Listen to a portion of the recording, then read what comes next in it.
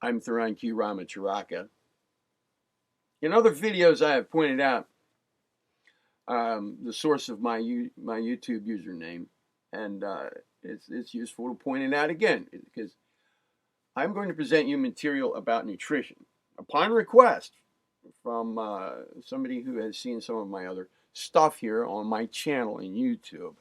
The inquiry had to do with nourishment, and the inquiry arose from um, curiosity and interest in the importance of nutrition for our physical nutrition, intake of food, for the physical organism of our experience in the cosmos, being relevant then, of course, to our experience in the physical plane.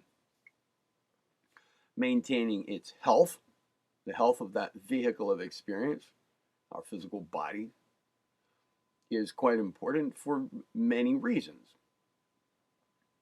Now, apparently, well, obviously, to me, the question arose because of the plethora of information, not the lack of it, about nutrition that is available through various media as well as word of mouth and advice from the medical industry and studies of anatomy and physiology and so forth, right? So it's not a lack of information. It's that there's so much of it, and some of it is not consistent with others. And there's been a lot of talk of it in the New Age circles. And one is just left after reviewing a spectrum of this stuff, a span of it, a variety of it, that how do you know what to think about it? How do you know? There's so much information. I mean, from one extreme to the other, and everything in between. Some of it just doesn't make much sense. It doesn't seem to. Anyway, the question is a good question then. It's a valid question. And again, it's not due to the lack of information. It's due to so much of it.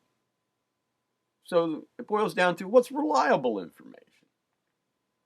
And the question that I was asked right here on my channel was, is there anything that, let's say, William Walker Atkinson might have to say about this? How would he address the issue?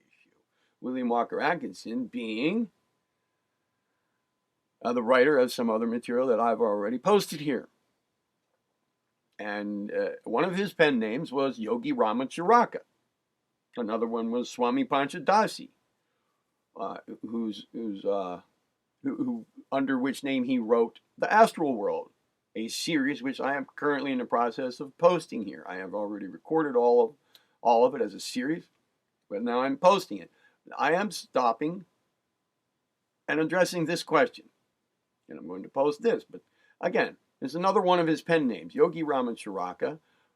The Ramacharaka word is a name that I chose as part of my username here on YouTube. Theron Q. Ramacharaka. This book by Atkinson addresses nutrition, but not just nutrition. It's a book called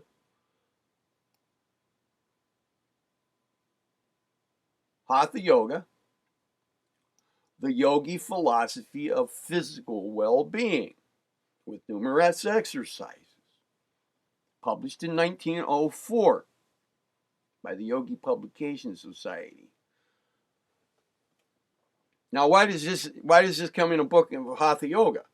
Isn't Hatha Yoga just like physical exercises that somehow came out of India at some point in time?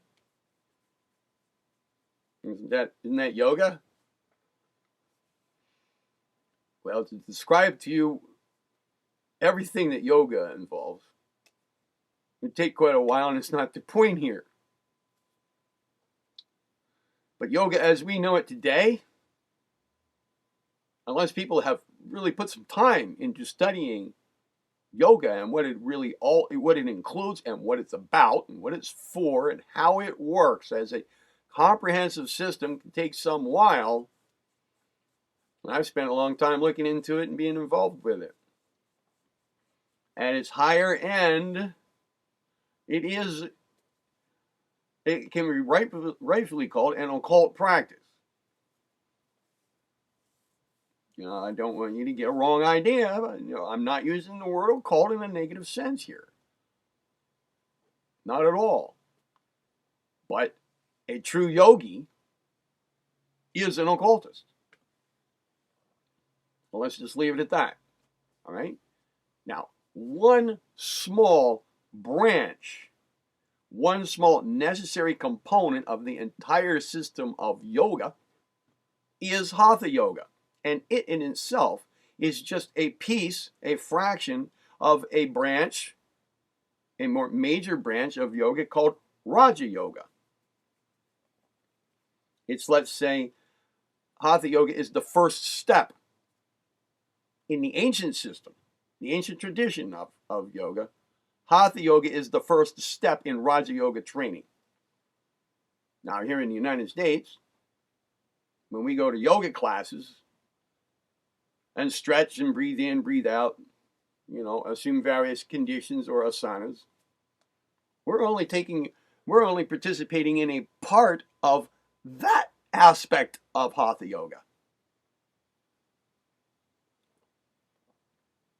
Hatha Yoga also includes proper nutrition and other aspects of care of and development of the nervous system in the physical body, the physical plane vehicle of experience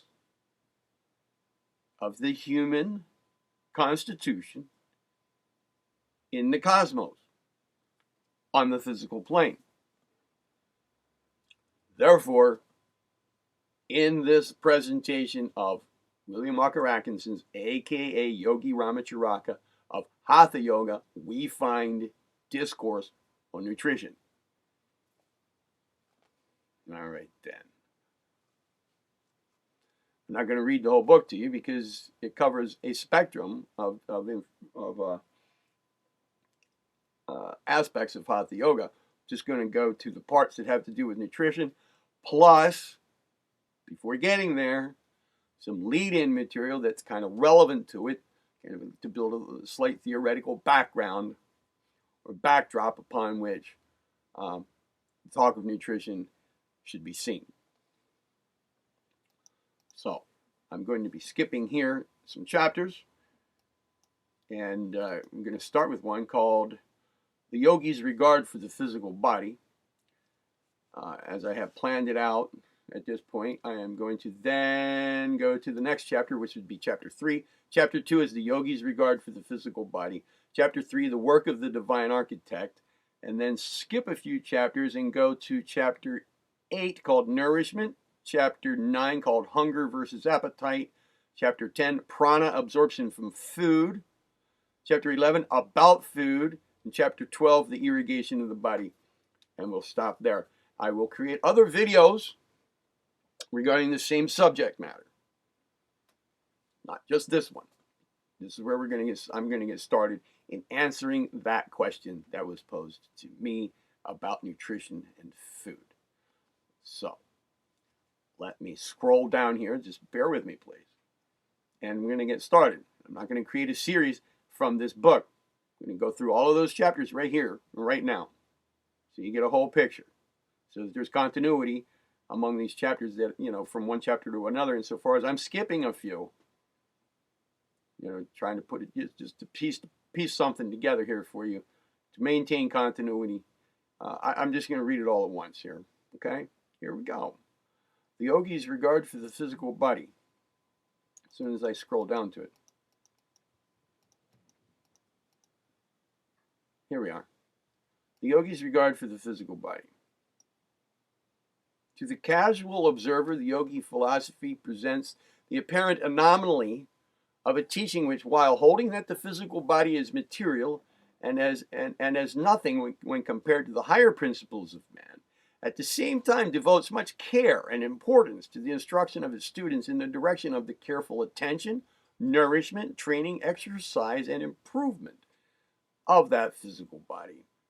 Now, in fact, one whole branch of the yoga teachings, Hatha Yoga, is devoted to this care of the physical body and goes into considerable detail regarding the instruction of its students in the principles of this physical training and development. Some Western travelers in the Orient who have seen the care which the yogis bestow upon their bodies and the time and attention which they devote to the task have jumped to the conclusion that the yogi philosophy is merely an Oriental form of physical culture. A little more carefully studied, though, a little more carefully studied, perhaps, but a system having nothing spiritual in it. So much for seeing merely the outer form, and not knowing enough to look behind the scenes. We scarcely need to explain to our students the real reason for the yogi's care for the body, nor need we apologize for the publication of this little book, which has for its end the instruction of yogi students in the care and scientific development of the physical body. Now, the yogis believe,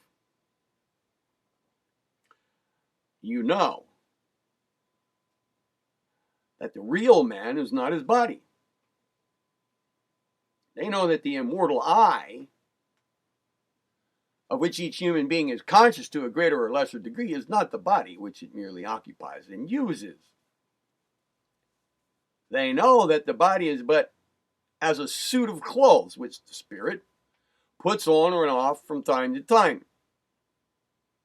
They know the body for what it is and aren't deceived into the belief that it's the real person. But while knowing these things, they also know that the body is the instrument in which and by which the I manifests and works, or the spirit manifests and works.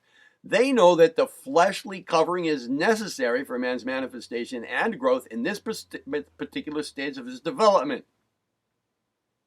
They know that the body is the temple of the spirit. And they consequently believe that the care and development of the body is as worthy a task as is the development of some of the higher parts of man. For with an unhealthy and imperfectly developed physical body, excuse me, I was burning a little bit there. The mind cannot function properly, nor can the instrument be used to the best advantage by its master, the spirit.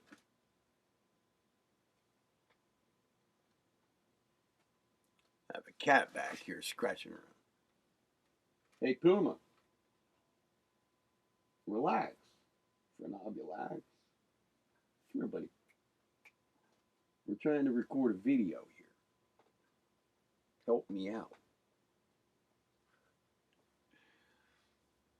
It is true that the yogi goes beyond this point and insists that the body be brought under the perfect control of the mind, that the instrument be finally tuned so as to be responsive to the touch of the hand of the master, the spirit. But the yogi knows that the highest degree of responsiveness on the part of the body may be obtained only when the body, is properly cared for, nourished, and developed. The highly trained body must, first of all, be a strong and healthy one. For these reasons, the yogi pays such great attention and care to the physical side of his nature, and for the same reason, the Oriental system of physical culture forms a part of the yogi science of Hatha Yoga. The Western physical culture enthusiast develops his body for the body's sake, believing that the body is he. Good grief. Cat back there sounding like a rat in the wall. The yogi develops the body knowing it to be but an instrument for the use of the real part of himself, and solely that he may perfect the instrument to the end that it is to be used for the work of soul growth. Puma, stop. Come here, buddy. I'm trying to do something here that requires your silence. Or requests it anyway. Now, where was I? The physical culturist contents himself with mere mechanical movements and exercises for development of muscles. The yogi throws mind into the task, and it develops not only the muscle, but every organ, cell, and part of his body as well. Not only does he do this, but he obtains control over every other part of his body and acquires mastery over the involuntary part of his organism as well as over the voluntary, something of which the average physical culturist knows practically nothing.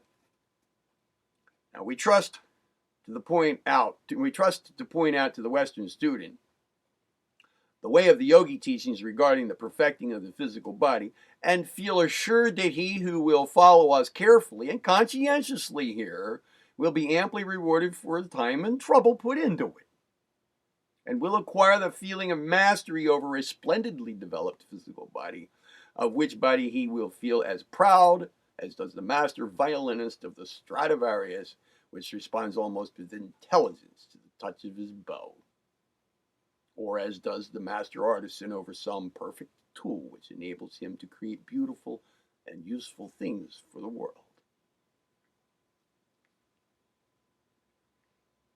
Chapter 3, the work of the divine architect. Now, the yogi philosophy teaches that each individual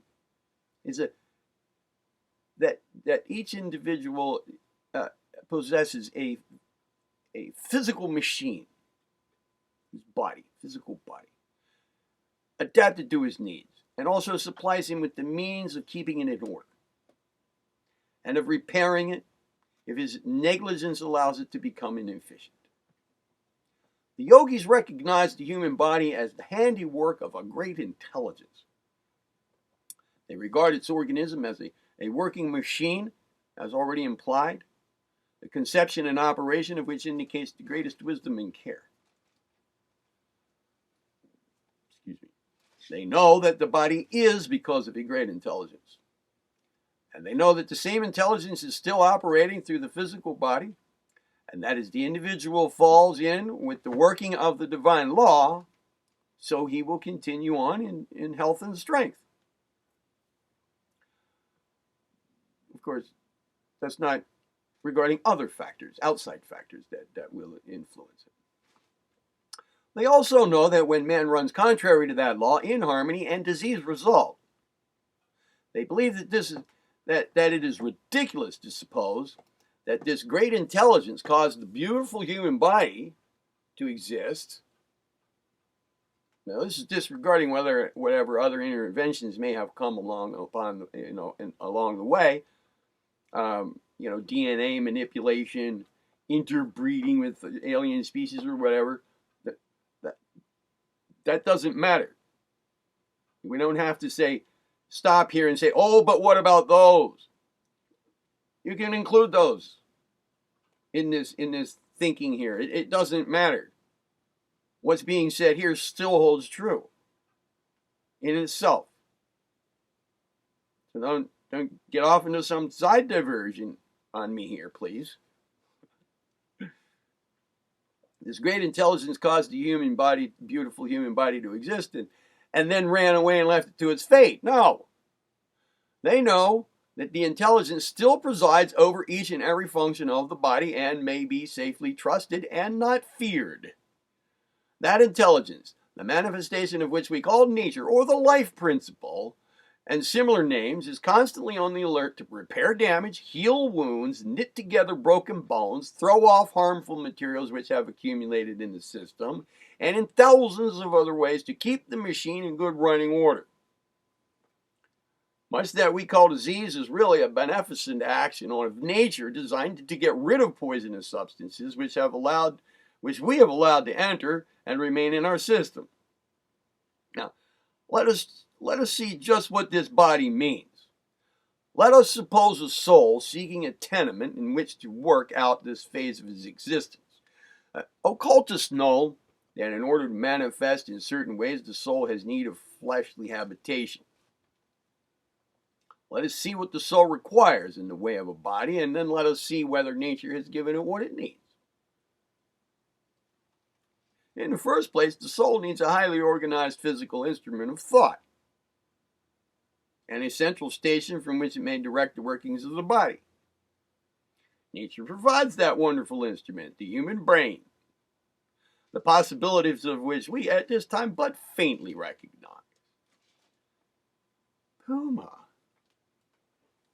Excuse me, please.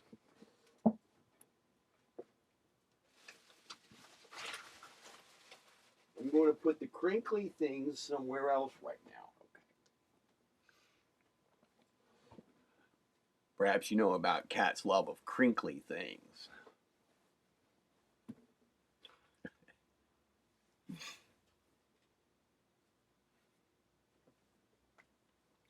The portion of the brain which man uses in this stage of his development is but a tiny portion of the entire brain area.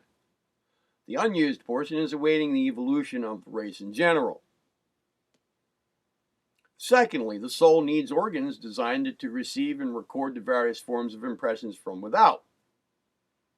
Nature steps in and provides the eye, the ear, the nose, organs of taste, and the nerves whereby we feel. Nature is keeping other senses in reserve until the need of them is felt by the race. Then, means of communication between the brain and the different parts of the body are needed. Nature has wired the body with nerves in a wonderful manner. The brain telegraphs over these wires instructions to all parts of the body, sending its orders to cell and organ and insisting upon immediate obedience. The brain receives telegrams from all the parts of the body back the other direction, warning it of danger, calling for help, making complaints, and so forth. Well, then the body must have a means of moving around in the world. It has outgrown the plant-like inherited tendencies and wants to move on. Besides this, it wants to reach out after things and turn them to its own use. Nature has provided limbs, muscles, tendons with which to work the limbs. Excuse me. Well, then the body needs a framework to keep it in shape, to protect it from shock, to give it strength and firmness, to prop it up, as it were.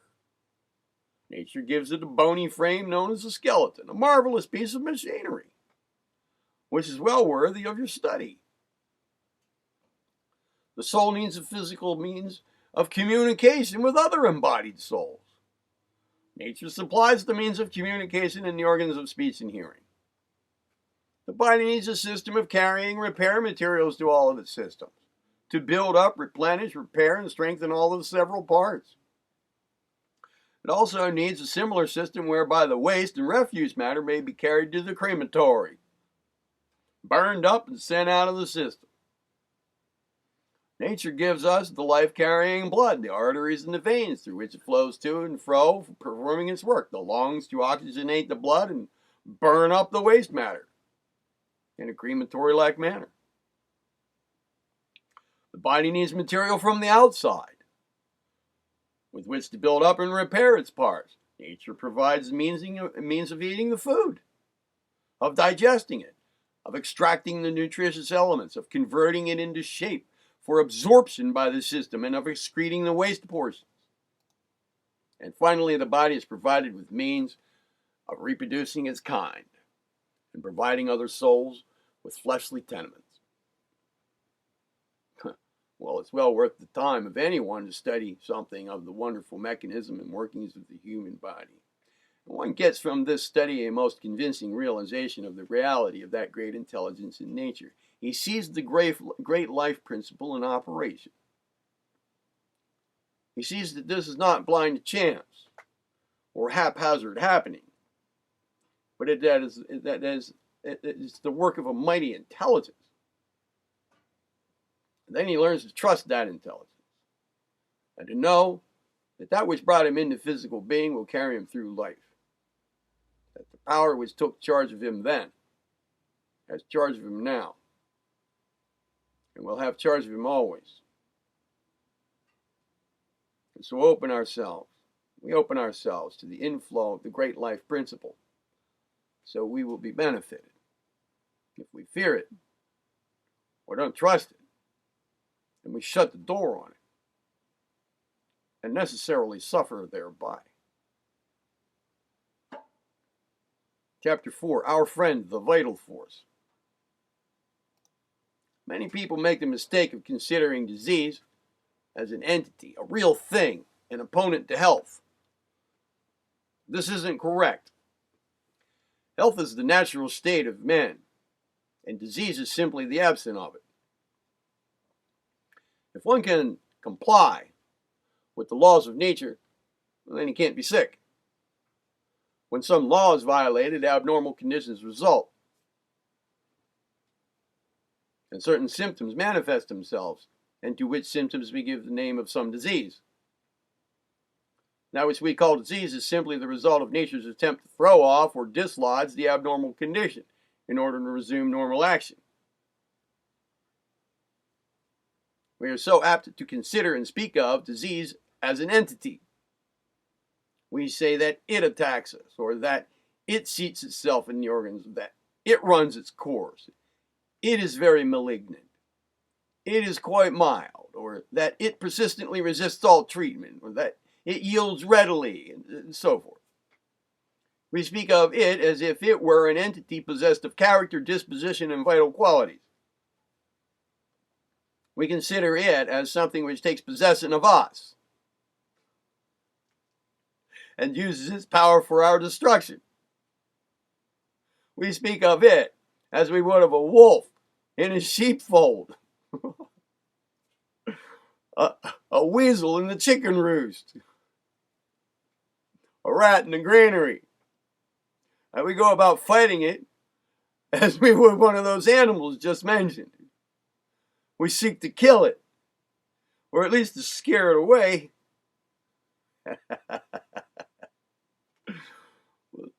Nature is not fickle. It's not fickle or unreliable. That's fickable.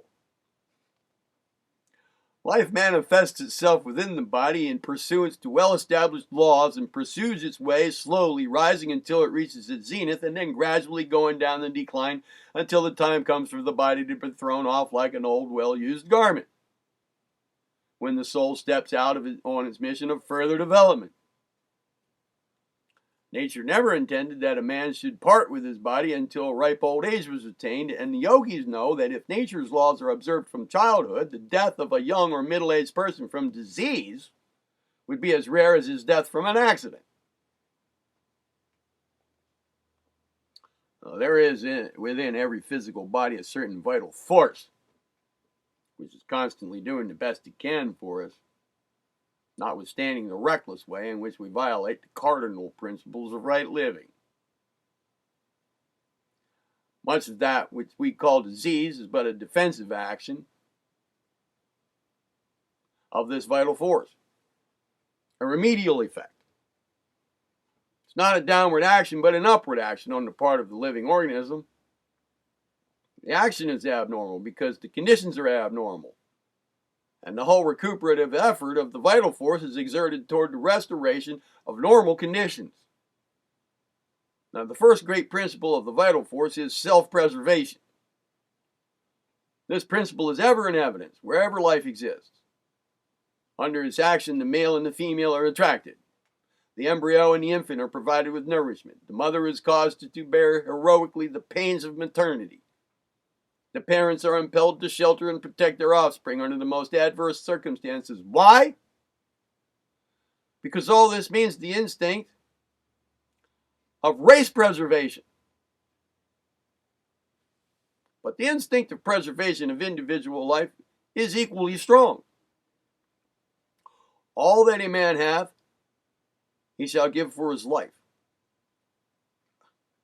All that a man hath will he give for his life, said the writer, and while it is not strictly true of the developed man, it is sufficiently true to use for the purpose of illustrating the principle of life preservation. And this instinct is not of the intellect, but is found down among the foundation stones of being. It is an instinct which often overrules intellect. It makes a man's legs run away with him when he is firmly resolved to stand on a dangerous position.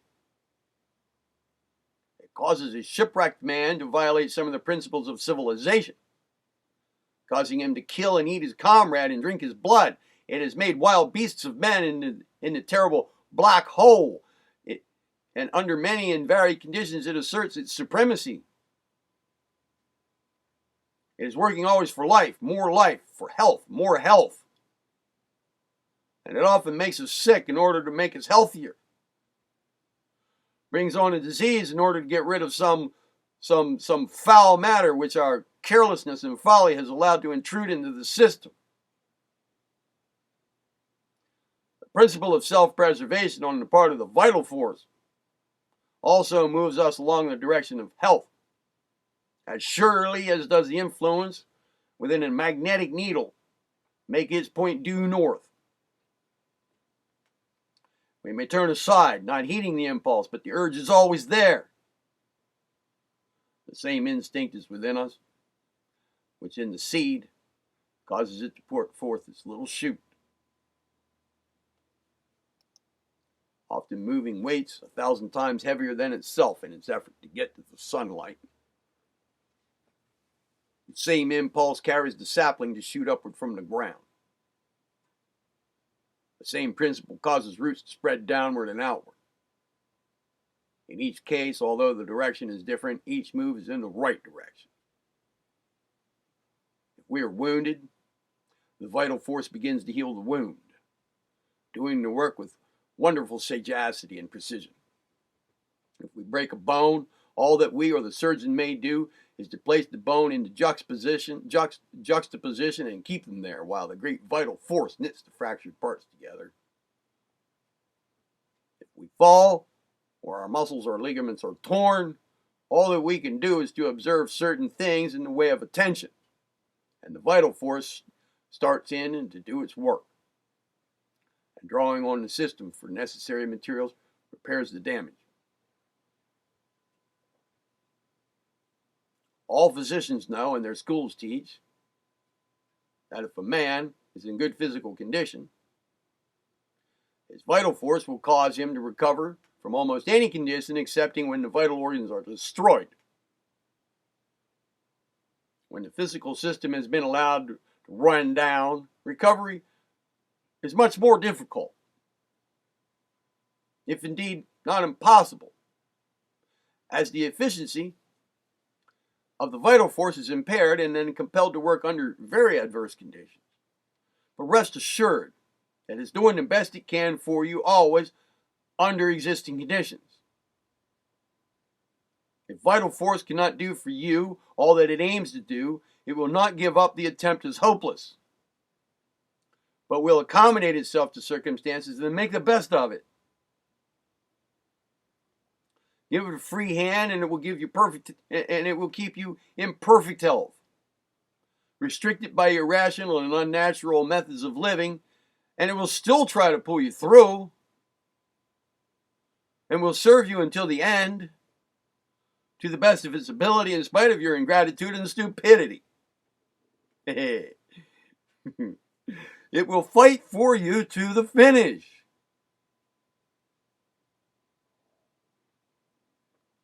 The principle of accommodation is manifested all through all forms of life.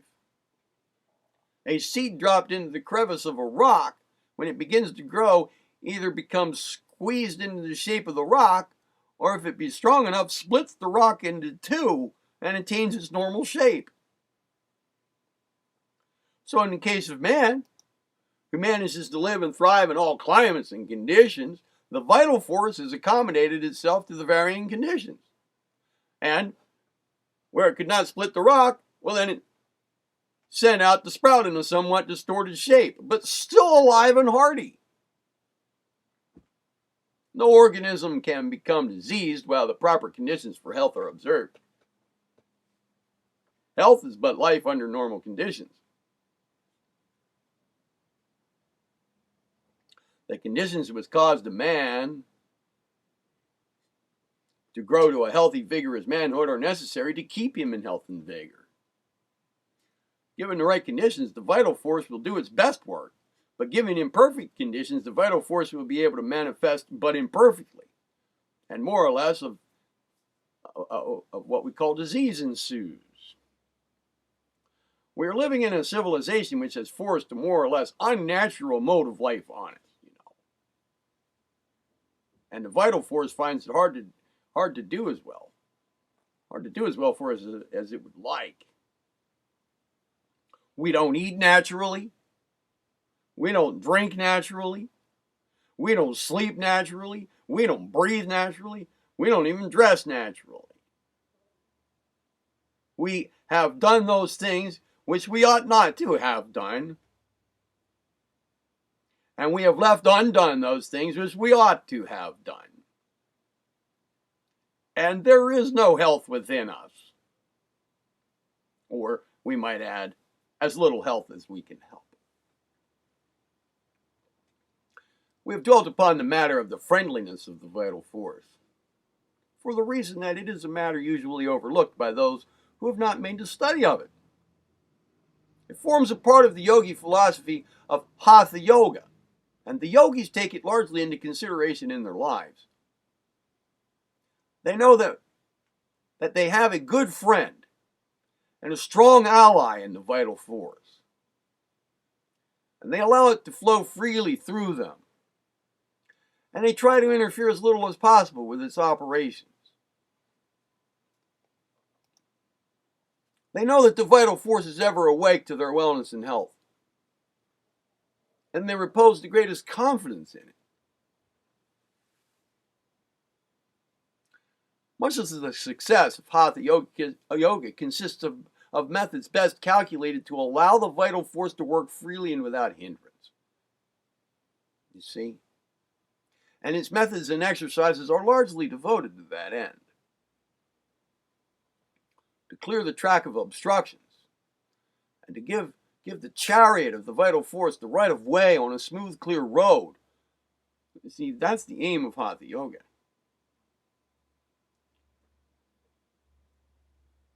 Follow its precepts, and it will be well with your body.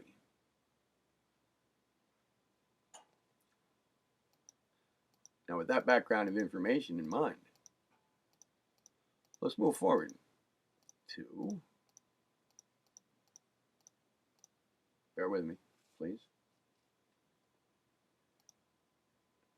nourishment, chapter 8, just like I promised. The human body is constantly undergoing change. Atoms of bone, tissue, flesh, muscle, fat, and fluids are constantly being worn out and removed from the system, and new atoms are constantly being manufactured in the wonderful laboratory of the body, and then sent to take the place of the worn out and discarded material. Let's consider the physical body of man and its mechanism as a plant, and indeed, it is akin to the life of a plant in its nature. What does the plant require to bring it up from seed to sprout, and from sprout to plant, and with flower, seed, and fruit? The answer is, it's simple. Fresh air, sunlight, water, and nourishing soil. These things, and all of them, must it have in order to grow to healthy maturity. And man's physical body requires just the same things, all of them, in order to be healthy, strong, and normal. Remember the requisites. Now, fresh air, sunlight, water, and food. We require the matter of air, and we will consider the matter of air, sunlight, and water in other sections of this book. In this video, we won't. We'll consider the matter of nourishing food. Just as the plant grows slowly but steadily, so does this great work of discarding worn-out material and the substitution of new material going on constantly, day and night. We're not conscious of this mighty work very often, and when we are, we're not conscious of much of it, as it belongs to the part, the great subconscious part of man's nature. It's the part of the work of the instinctive mind going on. The whole of the body and all of its parts depend for health, strength, and vigor upon this constant renewal of material. If this renewal were stopped, disintegration and death would ensue. The replacing of the worn out and discarded material is an imperative necessary of our organism and therefore is the first thing to be considered when we think of the healthy man or woman.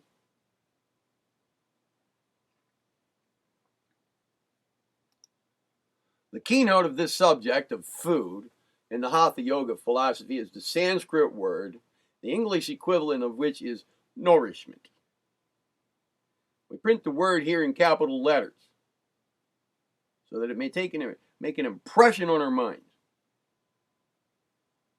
We wish our students to associate the thought of food with the thought of, what is it? Nourishment. To the yogi, food does not mean something to tickle the abnormal palate, but instead it means, first, nourishment. Second, nourishment. What do you think it means third? Nourishment. Nourishment, first, last, and always. To many of the Western people, the ideal yogi is a lean, lank, scrawny, half-starved, emaciated being who thinks so little of food that he goes for days without it. One who considers food to be too material for his spiritual nature. Nothing can be further from the truth. The yogis, at least those who are well-grounded in Hatha Yoga, who are well-grounded in Hatha Yoga, regard nourishment as his first duty toward his body. And he is always careful to keep that body properly nourished and to see that the supply of new, fresh material is always at least equal to the worn out and discarded matter. It is quite true that the yogi is not a gross eater, nor he is inclined to rich and fancy dishes. On the contrary, he smiles at the folly of such things and goes to his plain and nourishing meal, knowing that he will obtain there full nourishment without the waste and harmful matter contained in the more elaborate dishes of his brother who is ignorant of the real meaning of food. A maxim of Hatha Yoga is, it is not what a man eats, but the amount that he assimilates that nourishes him. There's a world of wisdom in this old maxim, and it contains that which writers upon health subjects have taken volumes to express, summed up in one maxim. We'll show you later on the yogi method of extracting the maximum amount of nourishment from the minimum amount of food. The yogi method lies in the middle of the road, the two opposite sides of which road are traveled, respectively, by the two differing Western schools, namely the food stuffers, and then, on the other hand, the starvationists, each of whom loudly proclaim the merits of their own cult and decry the claims of the opposite sect. The simple yogi may be pardoned for smiling good-naturedly at the disputes raging among those who, preaching the necessity of sufficient nutrition,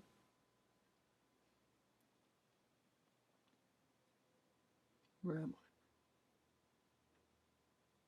Good grief. Please give me a moment. This print is very small. The necessity of sufficient nutrition teach that stuffing is necessary to obtain it. And on the one hand, and at those of the opposing school who, recognizing the folly of stuffing and overeating, have no remedy to offer but semi-starvation, accompanied with long-continued fasts, which, of course, has brought many of his followers down to weakened bodies, impaired vitality, even death. To the yogi, the evils of malnutrition on the one hand and overeating on the other do not exist. These questions have been settled for him centuries ago by the old yogi fathers, whose very names have been almost forgotten by their followers of today. Now, please remember now, once and for all, that Hatha Yoga does not advocate the plan of starving oneself, but on the contrary knows and teaches that no human body can be strong and healthy unless it is properly nourished by sufficient food eaten and assimilated. Many delicate, weak, and nervous persons owe their impaired vitality and diseased condition to the fact that that they don't obtain sufficient nourishment. Remember also that Hatha Yoga rejects as ridiculous the theory that nourishment is obtained from stuffing, gorging, or overeating, and views with wonder and pity these attributes of the glutton, and sees nothing in these practices but the manifestation of the attributes of an unclean swine, utterly unworthy of the developed person. To the yogi, understanding man should not eat to live, not live to eat. The yogi is an epicure rather than a gourmand. For while eating the plainest food, he has cultivated and encouraged his natural and normal tastes, so that his hunger imparts to these simple viands a relish sought after, but not obtained by those who hunt after rich and expensive triumphs of the chef.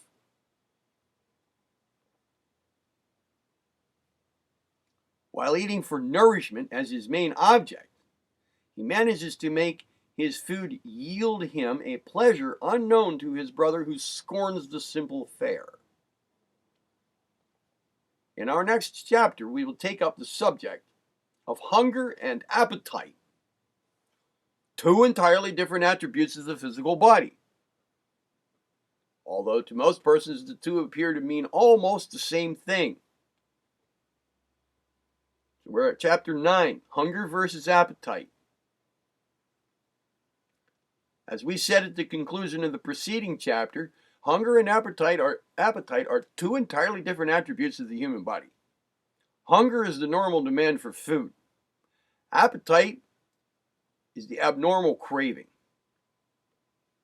Hunger is like the rosy hue upon the cheek of a healthy child. Appetite is like the rouged face of the woman of fashion. And yet most people use the terms as if their meanings were identical. Let's see wherein lies the difference. It's quite difficult to explain the retrospective sensations or symptoms of hunger and appetite to the average person who has attained the age of maturity, for the majority of people of that age have had their natural taste or hunger instinct perverted by appetite to such an extent that they haven't experienced the sensation of genuine hunger for many years. And they've forgotten what it feels like. It's hard to describe a sensation unless one can call up in the mind of his hearer the recollection of the same, or a similar sensation, anyway, experienced at some point in the past.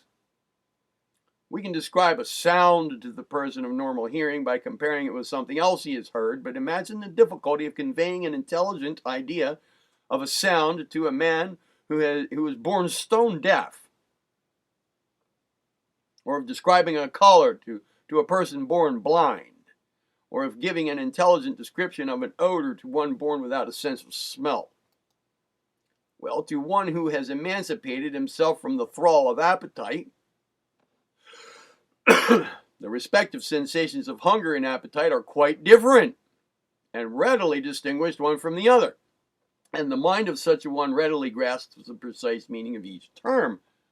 But to the ordinary civilized man, hunger means the source of appetite, and appetite the result of hunger. Both words are misused in that case. We must illustrate this by familiar examples now. Let's take thirst, for example. All of us know the sensation of a good natural thirst, which calls for a draught of cool water. It's felt in the mouth and it's felt in the throat and can be satisfied only with that which nature intended, cool water. Now, this natural thirst is akin to natural hunger. How different is this natural thirst from the craving which one acquires for sweetened, flavored soda water, ice cream soda, ginger ale, pop, soft drinks? And how different from the thirst which one feels for beer, alcoholic liquors, and so forth, after the taste has been acquired. You begin to see what we're getting at here. We hear people say that they are so thirsty for a glass of soda, or others say that they are so thirsty for a drink of whiskey. Now, if these people were really thirsty, or in other words, if nature was really calling for fluids, pure water would be just what they would first seek for, and pure water would be the thing which would best gratify the thirst. But no, water won't satisfy this soda water or whiskey thirst. Why? Simply because it's a craving of an appetite, which is not a natural thirst, but which is, on the contrary, an abnormal appetite, a perverted taste. Excuse me. The appetite has been created, the habit acquired, and it is asserting the mastery. You will notice that the victims of these abnormal thirsts will occasionally experience a real thirst, at which time water alone will be sought by them. And the tipple of appetite not even thought of during those moments. Now just think a second here. Is this not so with you? This isn't a lecture directed against the fancy drinking habit here, or a temperance sermon at all, not at all. It's just an illustration of the difference between a natural instinct and an acquired habit or appetite. Appetite is an acquired habit of eating or drinking, and has but little to do with real hunger or thirst. That's the point. The immediate point. A person acquires an appetite for tobacco in any of its forms, or for liquor, or for chewing gum, or for opium, for morphine, cocaine, or similar drugs. And an appetite, once acquired, becomes, if anything, stronger than that natural demand for food or drink. For people have been known to die of starvation because they had spent all their money on drink or narcotics. People have sold their babies' stockings for drink, have stolen and murdered in order to gratify their appetite for narcotics. Excuse me. And yet, who would think of calling this terrible craving of appetite by the same name of hunger? And yet we continue to speak of and think of every craving for something to put into the stomach as hunger, while many of these cravings are as much a symptom of appetite as is the craving or desire for alcohol or narcotics. The lower animal has a natural hunger until it is spoiled by contact with man or woman, who tempts it with candy and similar articles. It's called food. The young child has a natural hunger until it is spoiled in the same way. In the child, natural hunger is more or less replaced by acquired appetites, the degree depending largely upon the amount of wealth its parents have.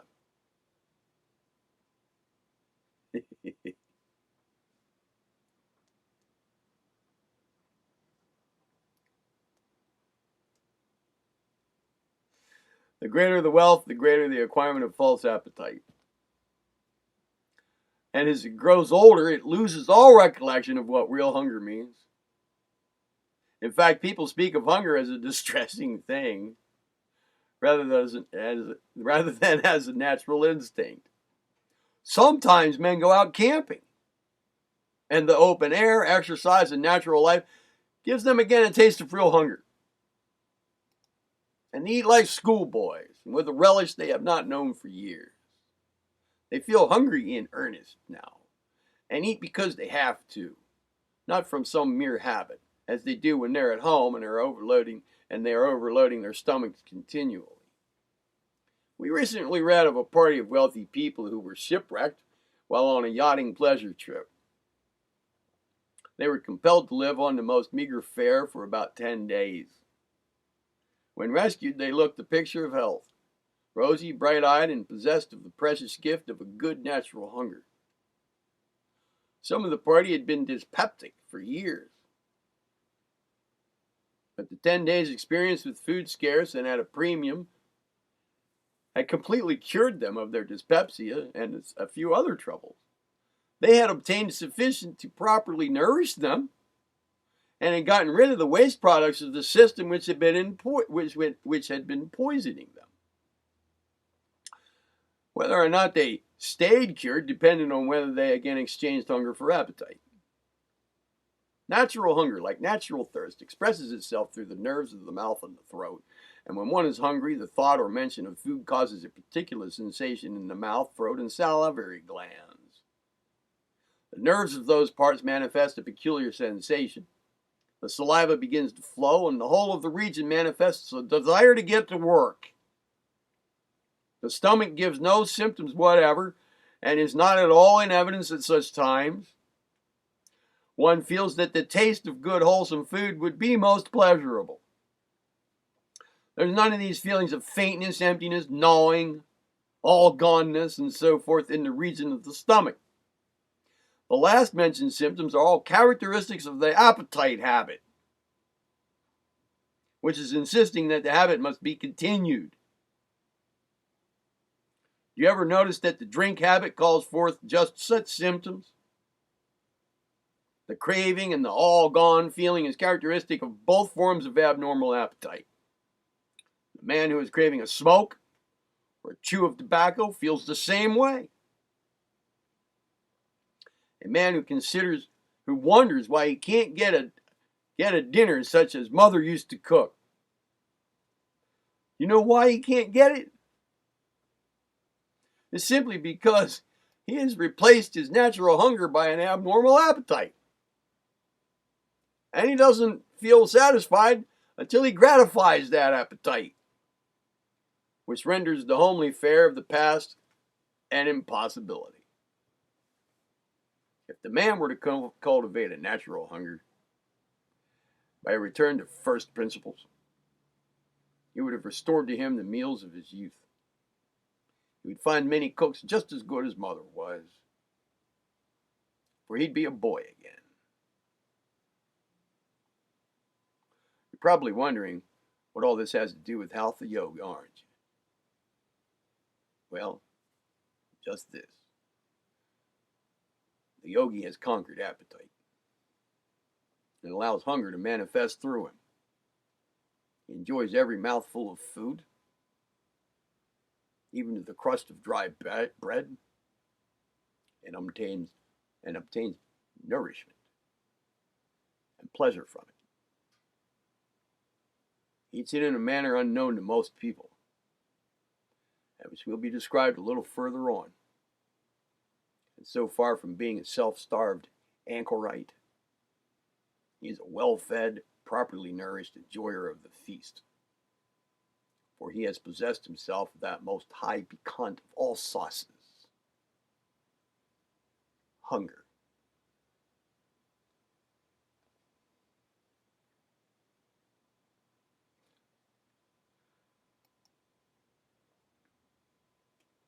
Chapter 10. The Yogi Theory and Practice of Prana Absorption from Food.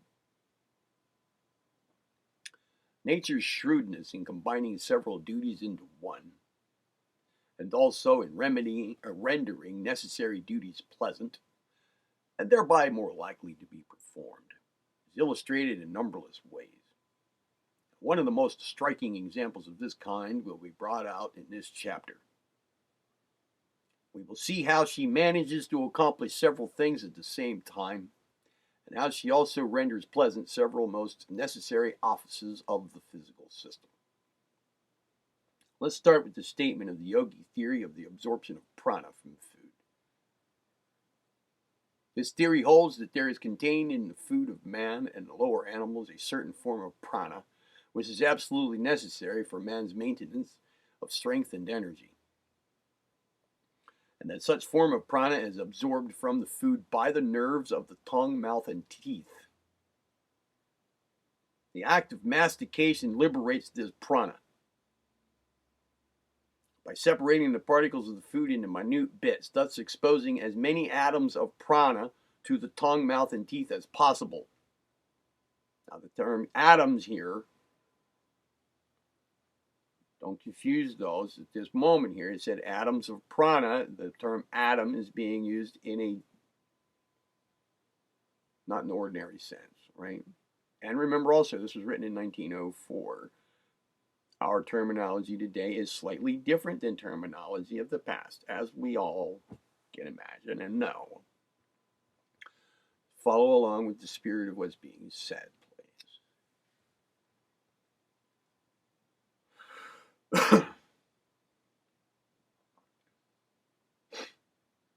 The chemical action of certain subtle chemical constituents of the saliva, in the presence of which has not been suspected by modern scientists, at least not in 1904, and which are not discernible by the tests of modern chemistry, are at work here doing this, causing this to happen, liberating the atoms of prana, so to speak, although future investigators will scientifically prove their existence. You see, prana is the life force, the life principle associated with the physical body.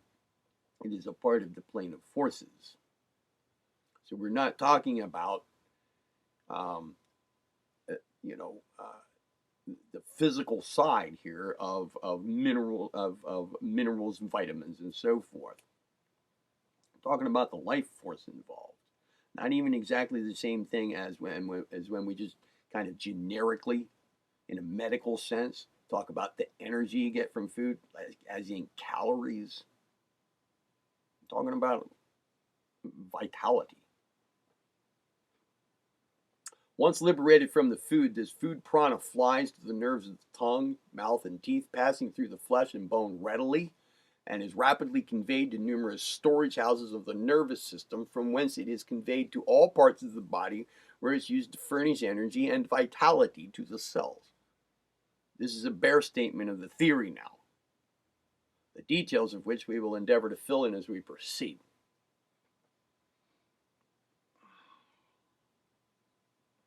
The student will probably wonder why it's necessary to extract this food prana, as the air is heavily charged with prana. And it may seem like a waste of effort on the part of nature to use so much energy in order to extract prana from food. But here's the explanation for that. Just as all electricity is electricity, yes, so is all prana simply prana, but just as there are several forms of the electric current manifesting widely different effects upon the human body, so there are several manifestations or forms of prana, each of which performs certain work in the physical body, and all of which are needed for those different kinds of work. The prana of the air fulfills certain offices, and that of water others, and that derived from the food still a third set of duties. To go into the minute details of the yogi theory would be foreign to the purposes of this work, and we must rest content here with the general statement given. The main subject here before us is the fact that the food contains food prana, which the human body needs, and which it can extract only in the manner above, stated above. That is, by the mastication of the food, and the absorption of the prana by the nervous system by means of the nerves of the tongue, and the nerves of the tongue, the mouth, and the teeth. Now let's consider nature's plan in combining two important offices in the act of masticating and in salivating.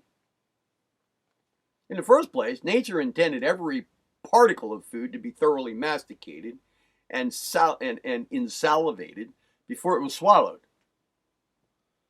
And any neglect in this respect is sure to be followed by imperfect digestion.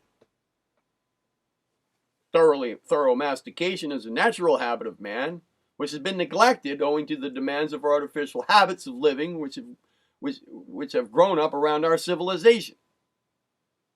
Mastication is necessary to break up the food so that it may be more easily swallowed, and also so that it may be mixed with the saliva and the digestive juices of the stomach and the small intestines.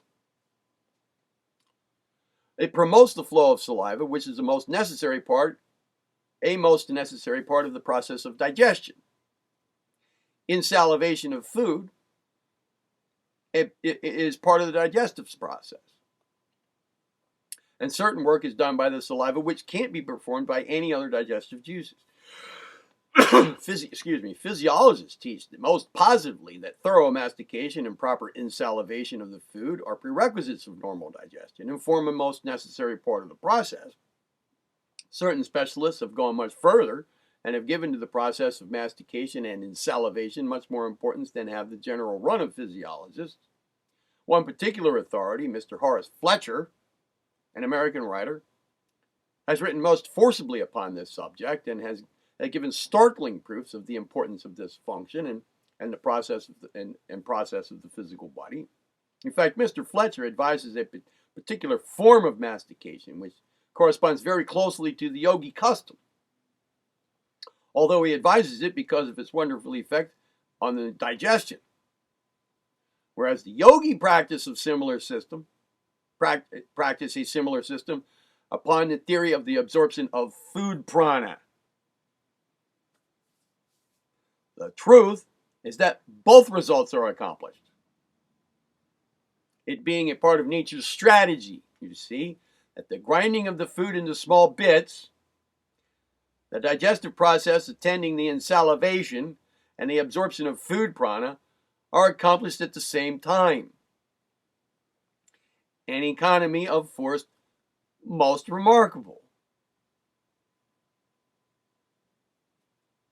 Now, I'm going to add in here myself that whenever we go about any activity in our lives with knowledge that's not just exoteric, but also esoteric, in other words, on the occult side of affairs, what's taking place at the more energy level and deeper levels, okay? When we go about with knowledge of these multiple levels of things happening at one time through one action, and intend for the results on those multiple levels to be happening, plus employ other methods at the same time, but just with knowledge of and intention to produce those results in those manners at those levels, that awareness and intention in itself helps to make the whole thing work better at all those levels simultaneously. So becoming aware of this, this is not just something, I'm answering a question that was asked here on my YouTube channel. I'm answering a question now. This answer isn't just something this is the answer. This is part of the correct answer, okay? Not just something to be heard, thought about, and thought, oh yeah, that's cool.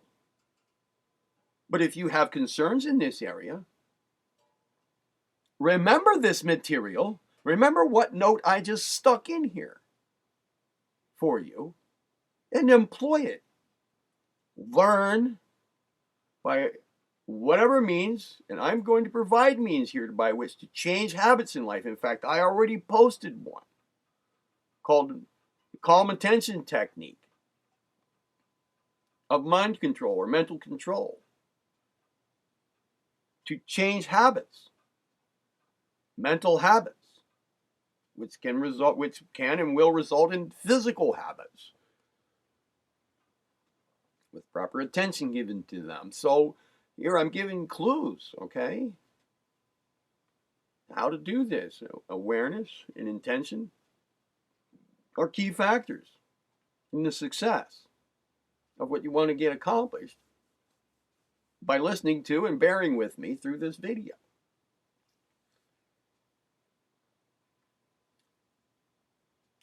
In the natural state of man, mastication was a most pleasant process, and so it is in the case of lower animals and the children of the human race today. The animal chews and munches his food with the greatest relish, and the child sucks, chews, and holds in the mouth the food much longer than does the adult, right? Until it begins to take lessons from his parents and acquires the custom of bolting down his food. Mr. Fletcher, in his books on the subject, takes the position that it is taste which affords the pleasure of this chewing and sucking process. The yogi theory is that while taste has much to do with it, still there's something else. An indescribable sense of satisfaction obtained from holding the food in the mouth, rolling it around with the tongue, masticating it, and allowing it to dissolve slowly and be swallowed almost unconsciously. Fletcher holds that while there remains a particle of the taste in the mouth, nourishment is there to be extracted. And we believe this to be strictly correct. But we hold that there is that other sensation which, when we allow it to manifest itself, gives us a certain satisfaction in the non-swallowing, and which sensation continues until all or nearly all the food prana is extracted from the food.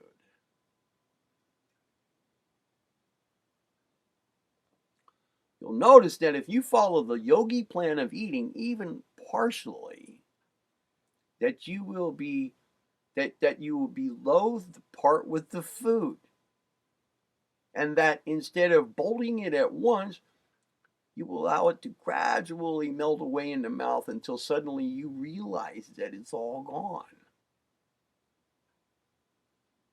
And this sensation is experienced from the plainest kinds of food, which don't particularly appeal to the taste, as well as to those foods which are the special favorites of your particular taste. To describe this sensation is almost impossible, for we don't have English words coined for it, as its existence has not been fully recognized by the Western races. The best we can do is to compare it by other sensations at the risk of being accused of presenting a ridiculous comparison or illustration. And here's what we mean. You know the sensation which one sometimes feels when in the presence of a highly so-called magnetic person? That indescribable feeling of the absorption of strength or vitality? Some people have so much prana in their system that they are continually running over and giving it out to others. The result being that other persons like to be in their company and dislike to leave it, being almost unable to tear themselves away. This is one instance. Another is the sensation which one obtains from being close to another whom one loves. In this case, there is an interchange of magnetism, thought charged with prana,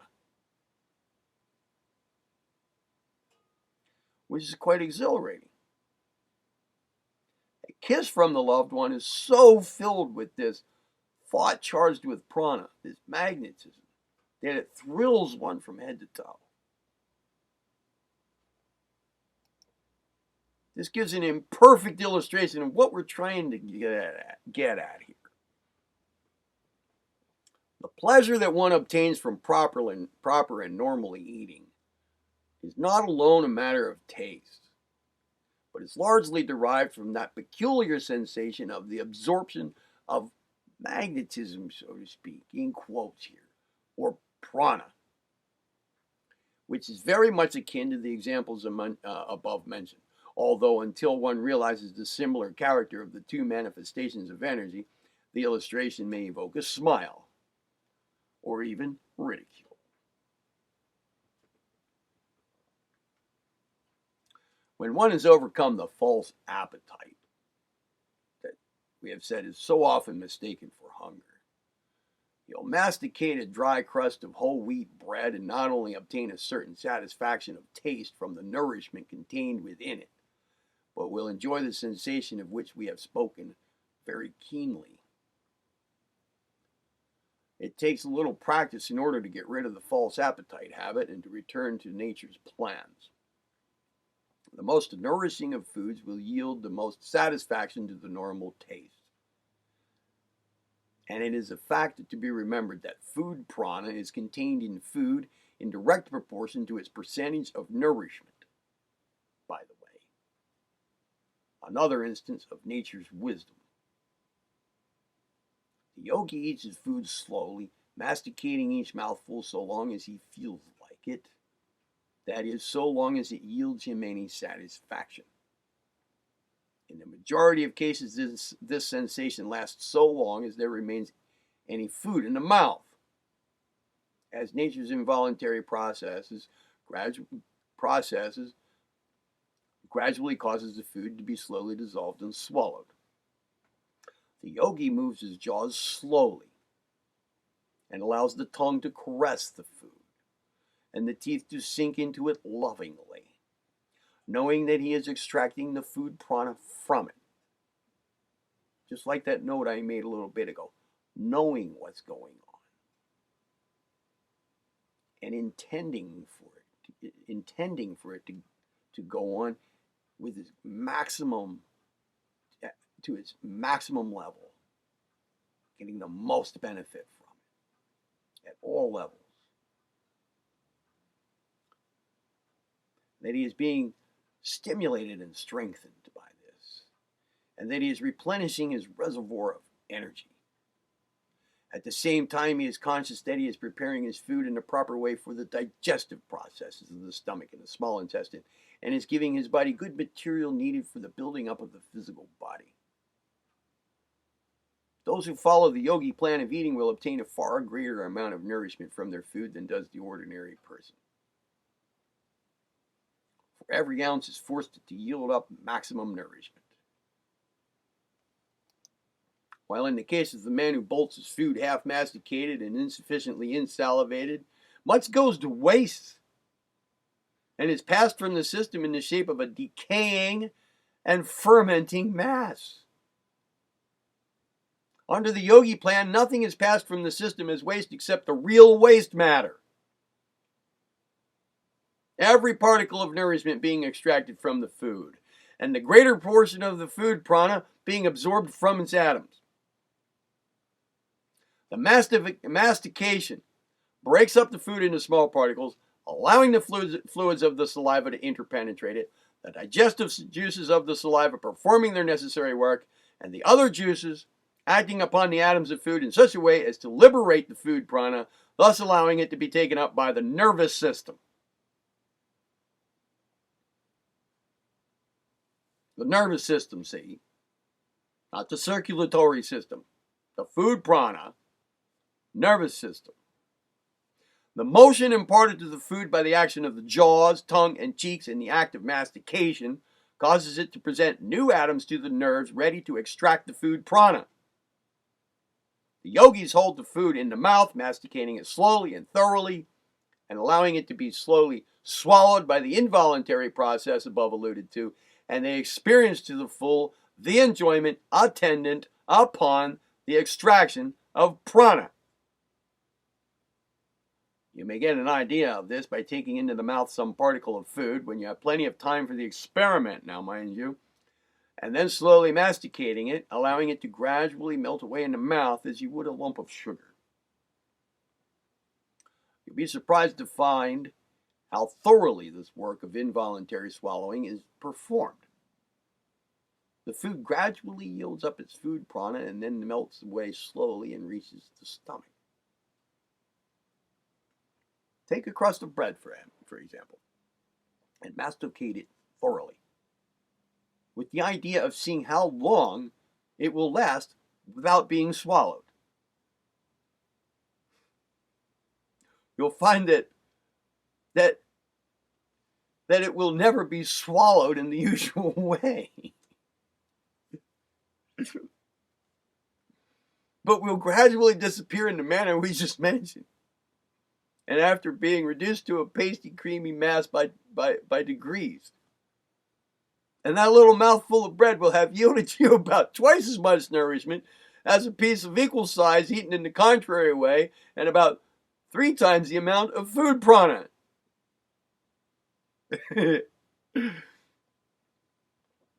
Another interesting example is had in the case of milk. Milk is a fluid and of course needs no breaking up as does solid food. But the fact remains, and is well established by careful experiments, that a quart of milk simply allowed to flow down the throat yields not over half the amount of nourishment or food prana that is derived from the same quantity of milk sipped slowly and allowed to remain in the mouth a moment until it melts away in its way, the tongue being moved through it. Okay? It still has its own melting away process, even though it doesn't need, of course, broken apart in the physical manner, in the same physical manner as does solid food. The babe drawing the milk from the nipple of either a breast or a bottle, of course, does so by sucking motion, which moves the tongue and the cheeks and produces a flow of fluid from the glands, which liberates the food prana and has also a chemical digestive effect upon the milk itself. Notwithstanding the fact that true saliva is not secreted in the young babe and does not appear until the teeth show themselves. We advise our students to experiment with themselves along the lines just pointed out. Choose an opportunity when you have plenty of time, then masticate slowly, allow the food to gradually melt away, instead of making a deliberate attempt to swallow. This melting away of the food can only be possible when the food is masticated into a cream-like paste, thoroughly saturated with saliva, and the particles thereby converted into a semi-digested state already, and having had the food prana extracted therefrom. Try eating an apple like that. You'll be surprised at the feeling of having eaten a fair-sized meal, and at the sensation of increased strength which comes to you. We understand fully that it's quite a different thing for the yogi to take his time and eat in this way, and for the hurried Western man of business to do the same thing. Yeah. We don't expect all of our readers to change the habit of years all at once. No. But we feel sure that a little practice in this method of eating will cause quite a change to come over you. Excuse me. And we know that, excuse me again.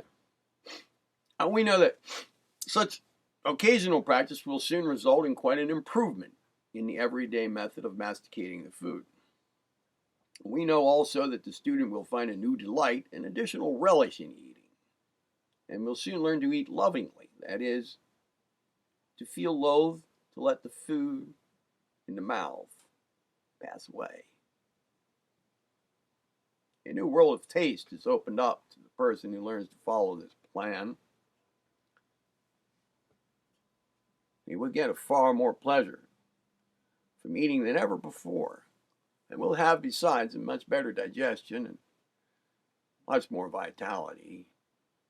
He will obtain a greater degree of, what is it?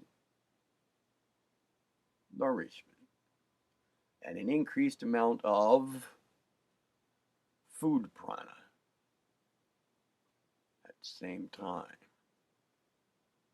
It's possible for one who has time and the opportunity to follow this plan to its extreme limit to obtain an almost unbelievable amount of nourishment and strength from a comparatively small amount of food. As there will be practically no waste, as may be proven by an observation of the waste matter which is passed from the system. Those suffering from malnutrition and impaired vitality will find it profitable to at least partially follow this plan.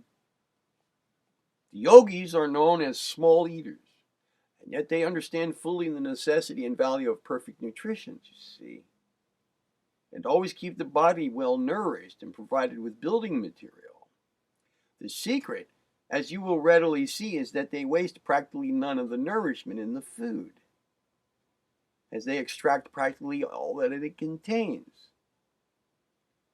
They don't burden their system with waste material, which clogs up the machinery and causes a waste of energy in order that it may be thrown off. They obtain a maximum of nourishment from a minimum of food, a full supply of food prana from a small amount of material. While you might not be able to follow this matter up to the extreme, you may work a great improvement in yourself by following the methods above given. We merely give you the general principles. Work the rest out for yourself here. Experiment for yourself. That's the only way to learn anything anyway. We have stated several times in this book that the mental attitude aids materially in the process of absorbing prana. Excuse me. This is true not only of prana absorbed from the air, but also of the food prana. Hold the thought that while you are absorbing all the prana contained in the mouthful of food, combining that thought with that of nourishment, and you'll be able to do much more than you can do without so doing. Chapter 11, about food. We intend to leave the matter of the choice of food an open question with our students. While personally we prefer certain kinds of food, believing that the best results are obtained from the use thereof, we recognize the fact that it's impossible to change the habits of a lifetime, moreover of many generations, in a day, and must be guided. A person must be guided by his own experience and his growing knowledge rather than by dogmatic utterances of others. The yogis prefer a non-animal diet, both from hygienic reasons and the Oriental aversion to eating the flesh of animals. The more advanced of the yogi students prefer a diet of fruit, nuts, olive oil, and so forth, together with a form of unleavened bread made from the entire wheat. But when they travel among those who follow different dietary rules from themselves, they don't hesitate to adapt themselves to the changed conditions to a greater or less extent, and they don't render themselves a burden to their hosts, knowing that if they follow the yogi plan of masticating their food slowly, their stomachs will take good care of what they eat. In fact, some of the most indigestible things in the modern menu may safely be eaten if the above-mentioned system is adopted. And we write this chapter in the spirit of the traveling yogi. We have no wish to force arbitrary rules upon our students. Man must grow into a more rational method of eating, rather than have it forced upon him suddenly. It's hard for one to adopt a non-meat diet, if he's been used to animal flesh all of his life. It's equally difficult for one to take up an uncooked dietary list if he's been eating cooked dishes all his life. All we ask of you is to think a little on the subject and trust your own instinct regarding the choice of food, giving yourself as great a variety as possible. The instinct, if trusted, will usually cause you to select that which you need for that particular meal.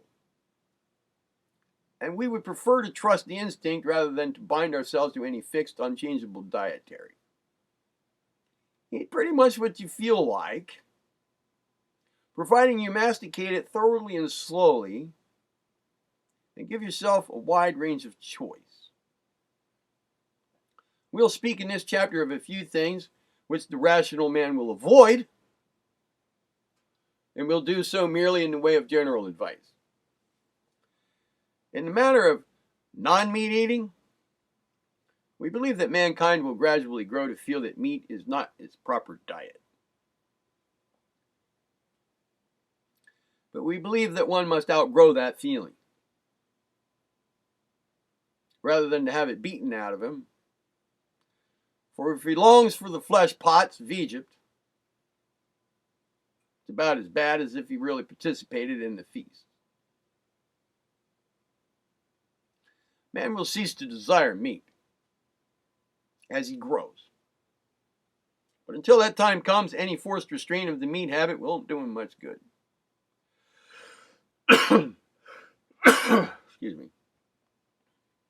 We are aware that this will be considered heterodox by many of our readers, but we can't help that fact. Our statements will stand the test of experience. If our students are interested in the question of the relative advantages of particular kinds of foods, let them read some of the very good works which have been written upon the subject of recent years. But let them read upon the several sides of the question, and avoid being carried away by a particular fad of a writer whose book is before them. It's instructive and interesting to read of the comparative food values of the various articles upon our tables, and such knowledge will gradually tend to be more relational dietary.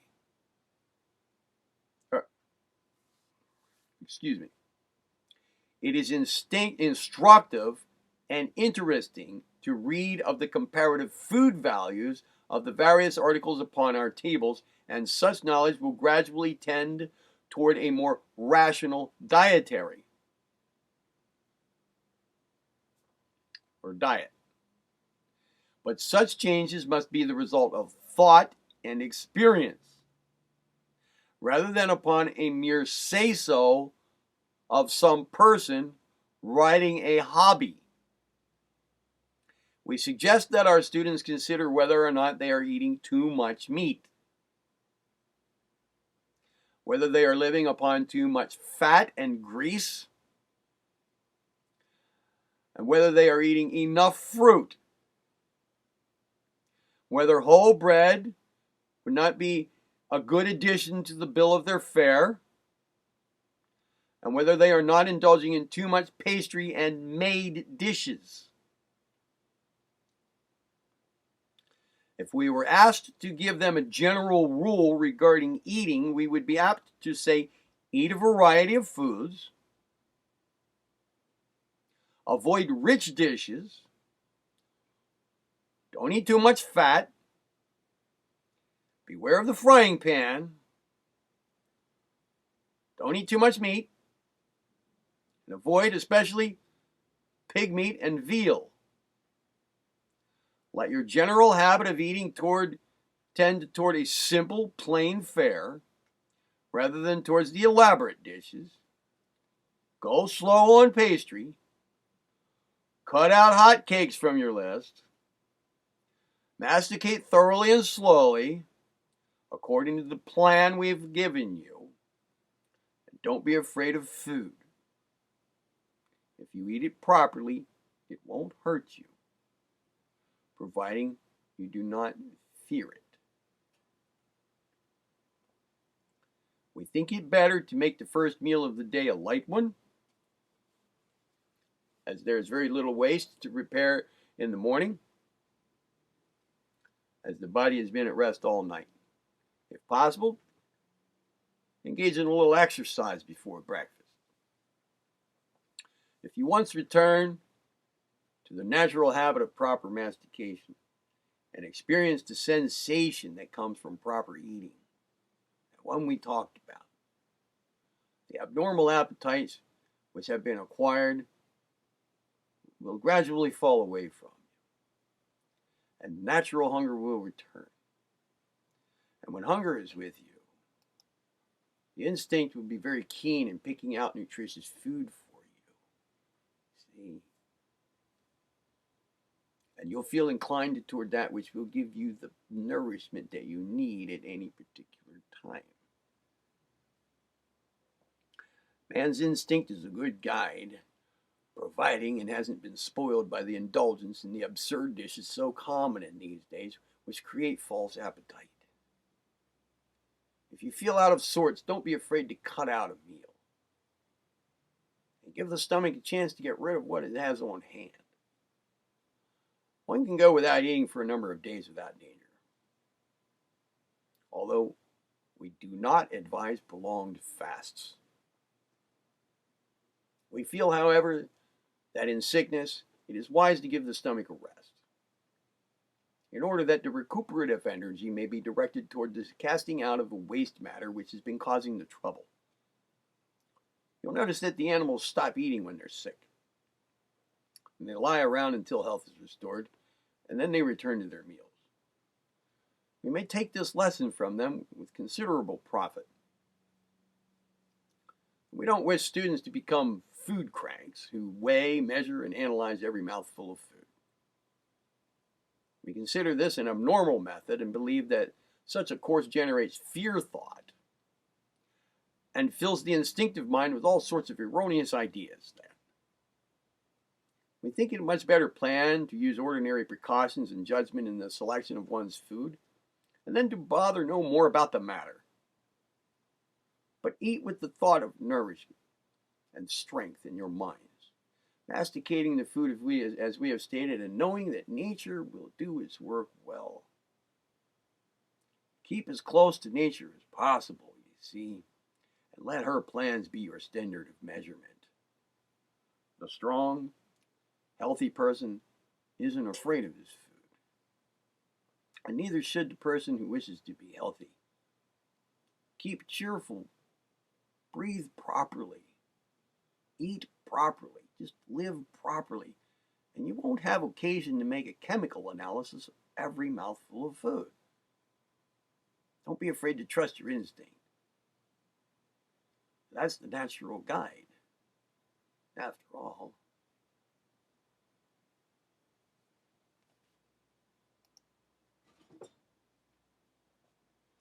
And now, as I recall, this be the final chapter related with you, shared with you in this video, chapter 12, the irrigation of the body. One of the cardinal principles of Hatha Yoga philosophy of health is the intelligent use of nature's great gift to living things, water. It should not be necessary to call the attention of men to the fact that water is one of the great means of maintaining normal health, but man has become so much a slave to artificial environments, habits, customs, and so forth that he has forgotten nature's laws. His only hope is to return to nature. The little child knows instinctively the use of water and insists upon being furnished with it. But as he gets older, he gets away from the natural habit and falls into the erroneous practices of the older people around it, the grown-ups. This is particularly true of those living in large cities where they find unpalatable the warm water drawn from faucets, and so gradually become weaned away from the normal use of fluids. Such persons gradually form new habits of drinking or not drinking, and putting off nature's demands, they are at last not even conscious of them. We often hear people say, "Why should we drink water? We don't get thirsty." But had they continued in nature's paths, they would get thirsty. And the only reason why they don't hear nature's calls is because they have so long turned a deaf ear to her that she has become discouraged and cries less loudly. Besides, their ears have ceased to recognize the vibrations, being so much taken up with other things. It's astonishing to find how people neglect this important feature of life.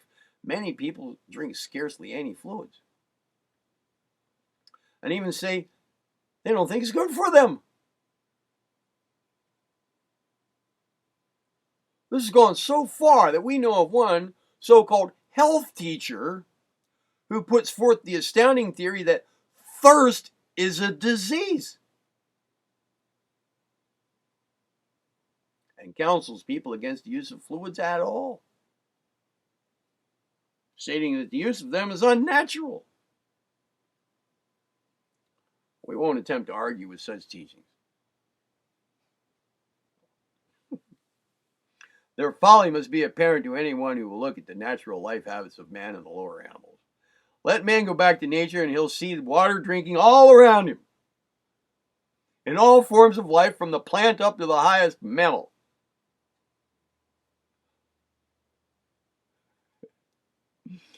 So much importance does the yogi attach to the proper use of drinking water that he considers it one of the first principles of health.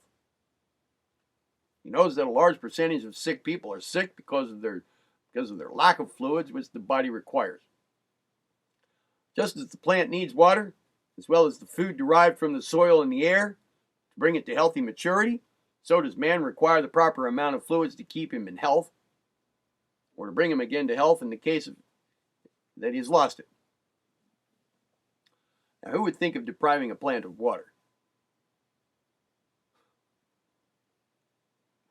Who would be so cruel as to fail to provide the faithful horse with the requisite amount of water? Huh?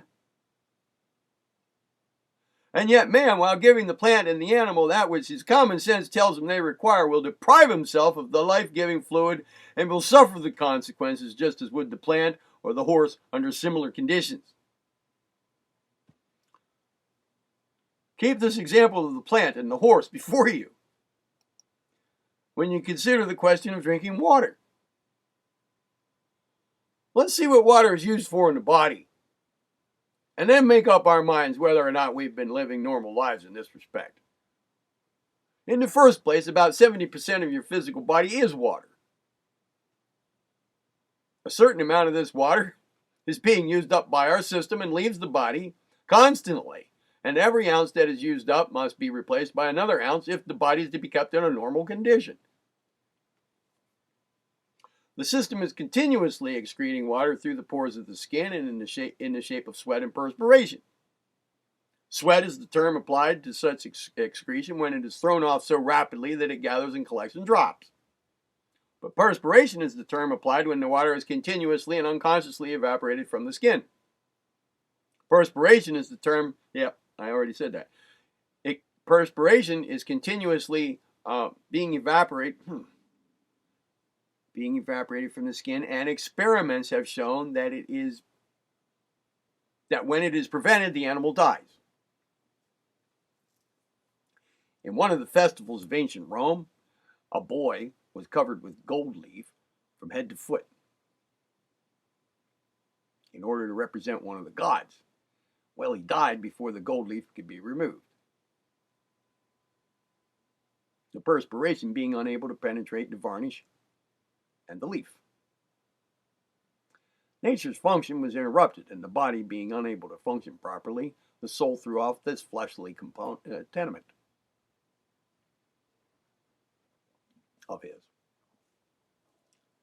Sweat and perspiration are shown by chemical analysis to be loaded with the waste products of the system and the refuse and filth of the body, which, without a sufficient supply of fluids in the system, would remain in the body, poisoning it and bringing disease and death as a consequence.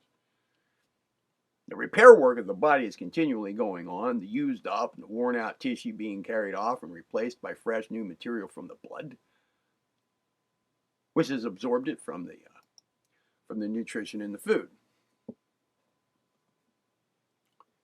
The waste must be cast out of the body, and nature is quite particular in that it shall be gotten rid of. She does not favor the storing up of garbage in the system. If this waste matter is allowed to remain in the system, it becomes a poison and breeds diseased conditions. It serves as a breeding place and a feeding ground for germs, microbes, spores, and bacteria, and all the rest of that family.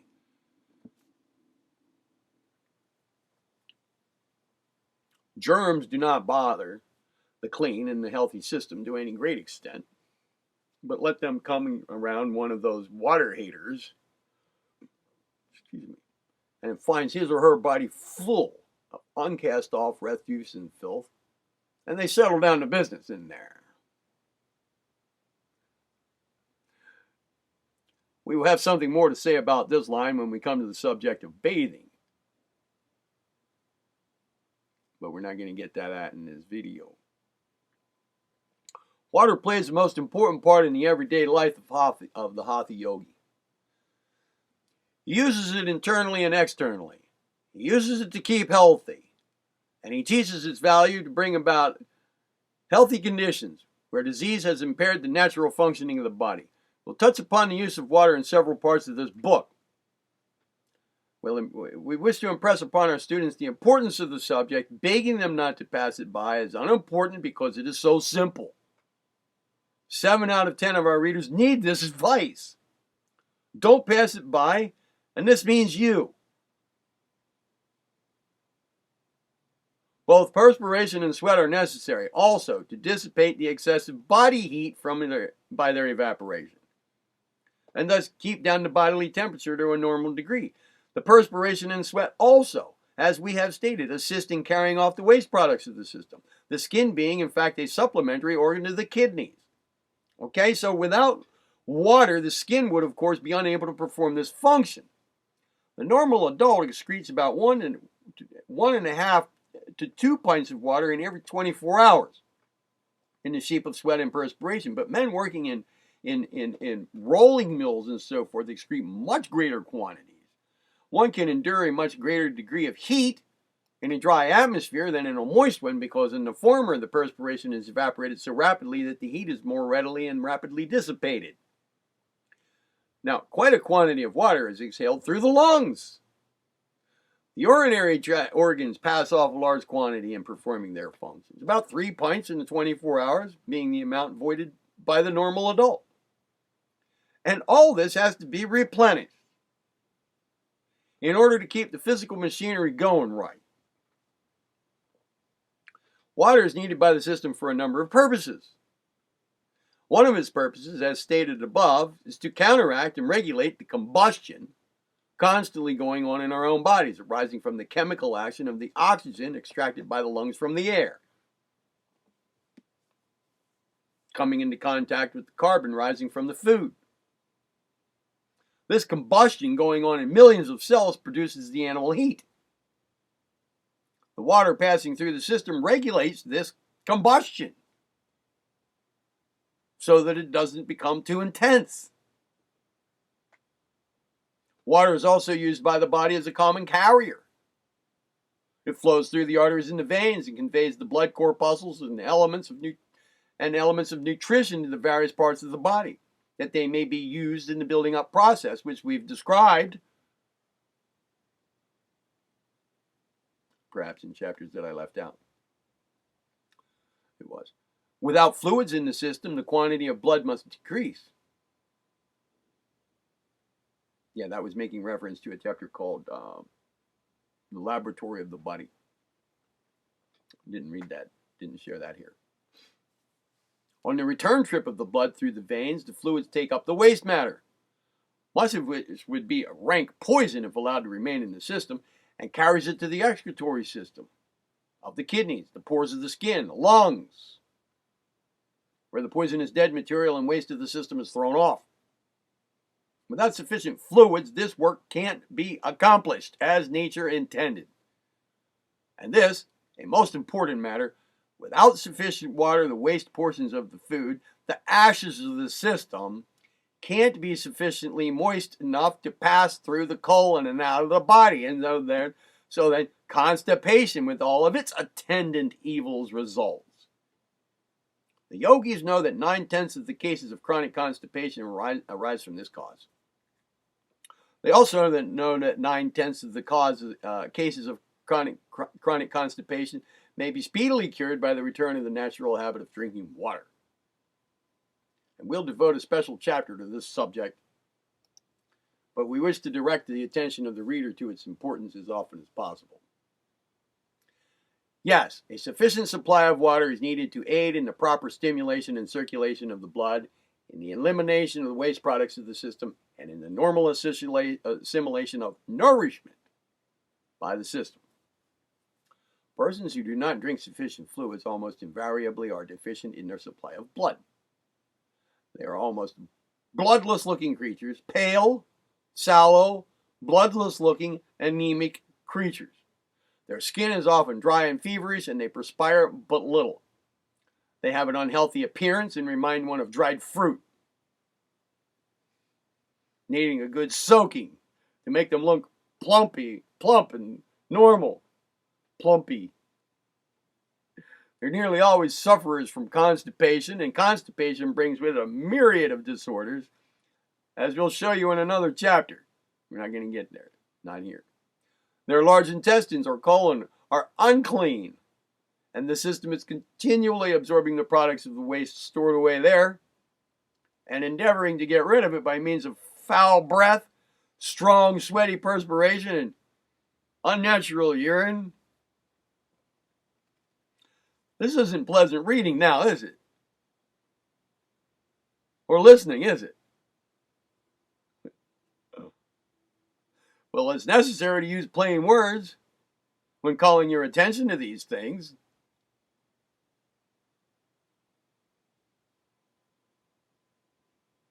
All of this for just lack of a little water.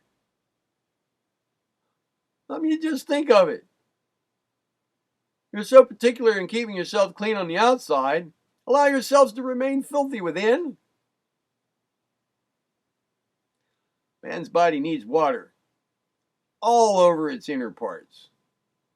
It needs constant irrigation. If that irrigation is denied, the body suffers just as does the land denied its natural supply of water. Every cell, tissue, and organ needs water in order to be healthy. Water is a universal solvent and enables the system to assimilate and distribute the nourishment obtained from the food, and to get rid of the waste products of the system. It is often said that the blood is the life. And if this is so, well then, what's water going to be called?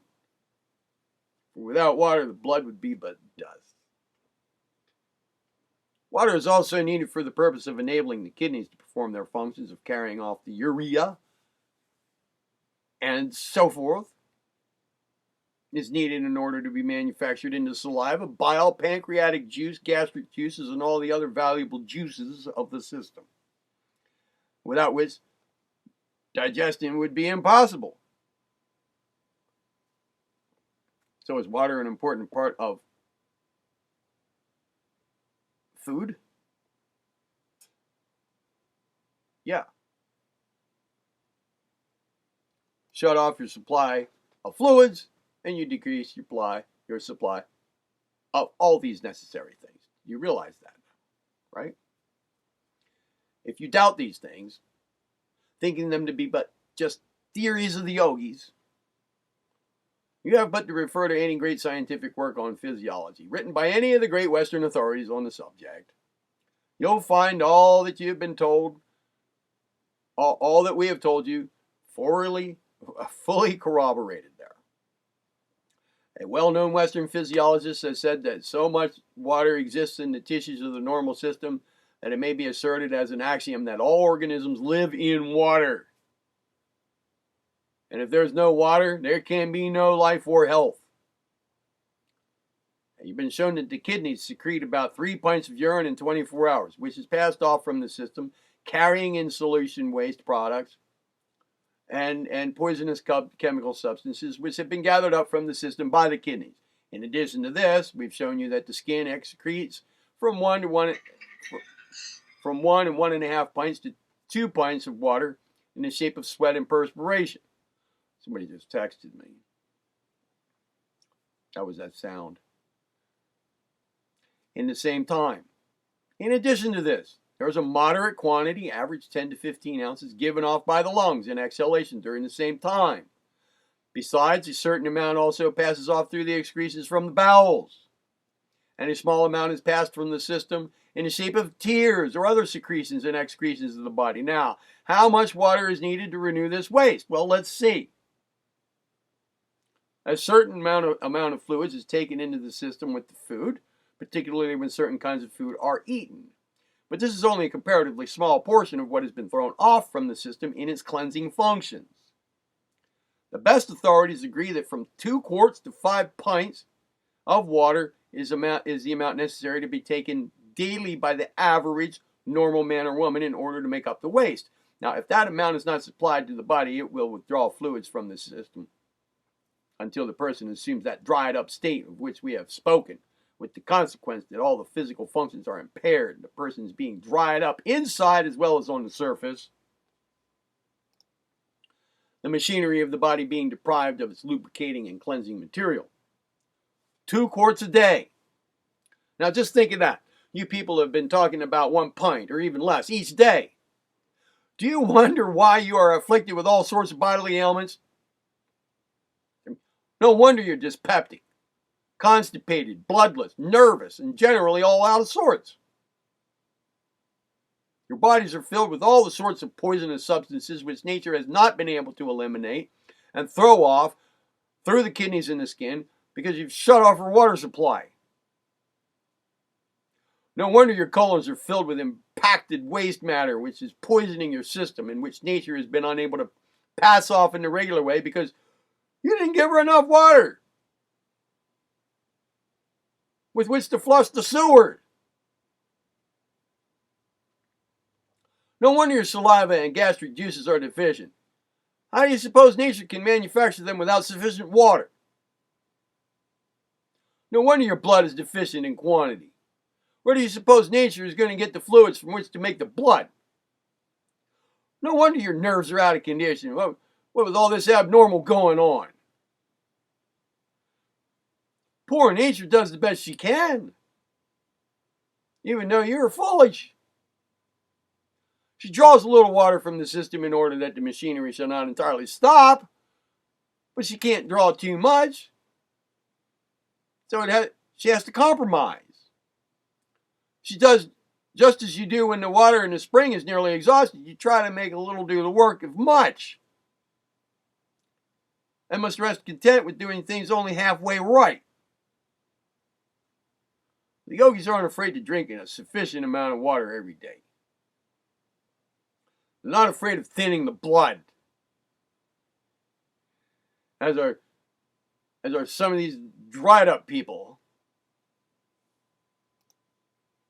Nature throws off the surplus quantity if it be taken very readily and rapidly. They don't crave ice water, an unnatural product of civilization, by the way. Their favorite temperature is about 60 degrees. They drink water when they're thirsty. And they have a normal thirst, which does not have to be restored as does that of the dried up people. They drink frequently, but mark this: they do not drink large quantities at any one time. They don't pour the water down, believing that such a practice is abnormal and unnatural and injurious. They drink it in small quantities, though often, during the day. When working, they often keep a vessel of water near them and frequently sip therefrom. Those who have neglected their natural instincts for many years have almost forgotten the natural habit of water drinking and need considerable practice to regain it. Of all things, a little practice will soon begin to create a demand for water, and you will in time regain the natural thirst. A good plan is to keep a glass of water near you and take an occasional sip from it, thinking at the same time what you're taking it for. Say to yourself, I'm giving my body the fluids it requires to do its work properly. I am giving my body the fluids it requires to do its work properly, and it will respond by bringing normal conditions back to me. And it will respond by bringing normal conditions back to me, giving me good health and strength, and making me a strong, healthy, natural man or woman. It will respond by bringing normal conditions back to me, giving me good health and strength, and making me a strong, healthy, natural man or woman, whichever the case is. The yogis drink a cup full of water the last thing before going to bed. This is taken up by the system and is used for cleansing the body during the night. The waste products being executed with the urine in the morning. They also drink a cupful immediately after rising in the morning, the theory being that by taking the water before eating, it cleanses the stomach and washes away the sediment and waste that have settled there during the night. They usually drink a cupful about an hour before each meal, following it by some mild exercise, believing that this prepares the digestive apparatus for the meal and promotes natural hunger. Natural hunger. They are not afraid of drinking a little water even during meals. I mean, imagine the horror of some of our health teachers when they read this. They're careful not to wash down their food with water, though. Washing down the food with water not only dilutes the saliva, but causes one to swallow his food imperfectly, insalivated and masticated, makes it go down before nature is ready, and interferes with with the yogi method of masticating the food. The yogis believe that only in this way is water harmful when taken at meals, and for the reasons given alone. They take a little at each meal to soften up the food mass in the stomach. Once it's in there, after proper and natural mastication methods, as we've already talked about. And that little bit of water, doesn't it weaken the strength of the gastric juices? No. Many of our readers are familiar with the use of hot water as a means of cleansing a foul stomach. Well, we approve of its use in that way when needed, but we think that if our students will carefully follow the yogi plan of living as given in this book, they'll have no foul stomachs that need cleansing. Their stomachs will be in good healthy state. As a preliminary toward rational eating, the sufferer may find it advantageous to use hot water in this way. The best way is to take about 1 pint, slowly sipping it in the morning before breakfast or about an hour before meals. It will excite a muscular action in the digestive organs, which will tend to pass from the system the foul matter stored up there, which the hot water has loosened up and diluted as well. But this is only a temporary expedient. Nature did not contemplate hot water as a steady beverage. And water at ordinary temperature is all that she requires in health. But when health has been lost through disobedience to her laws, then hot water is a good thing with which to clean house before resuming natural habits. We'll have more to say about the use of water in bathing, outward application, and so forth in other parts of this book, which we're not getting to in this video. Once again, this chapter is devoted to its internal offices. Now, in addition to the properties, offices, and uses of water as given above, we'll add that water contains prana in considerable quantities, a portion of which it parts with in the system, particularly if the system demands it and extracts it. One often feels the need of a cupful of water as a stimulant. Now, the reason for that is that for some reason the normal supply of prana has become depleted, and nature, recognizing that it may obtain prana rapidly and easily from water, causes the demand for it associated with that feeling. You all remember how at times a cup of cool water has acted as a powerful stimulant and a refresher to you, and how it enabled you to return to your work with renewed vigor and energy. Don't forget water when you feel used up. Used in connection with yogi breathing, which we're not getting to in this video either, but I think I'm going to have to in others. Yes, I'm going to have to do that in other ones. It'll give a person fresh energy quicker than will any other method. In sipping water, let it remain in the mouth a moment before swallowing. The nerves of the tongue and the mouth are the first and the quickest to absorb prana.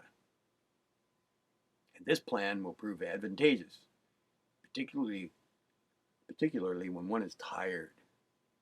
This is worth remembering.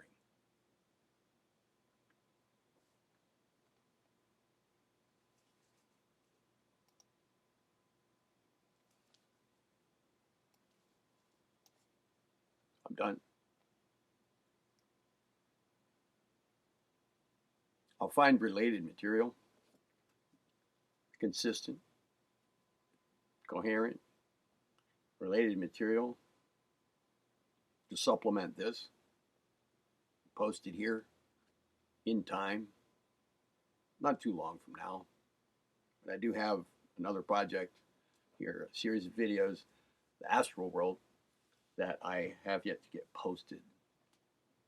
And it just takes a little while with my internet connection, so what I'm getting at is that more material of the kind that I just presented is forthcoming. And I will get into control of prana through proper breathing as well at some point.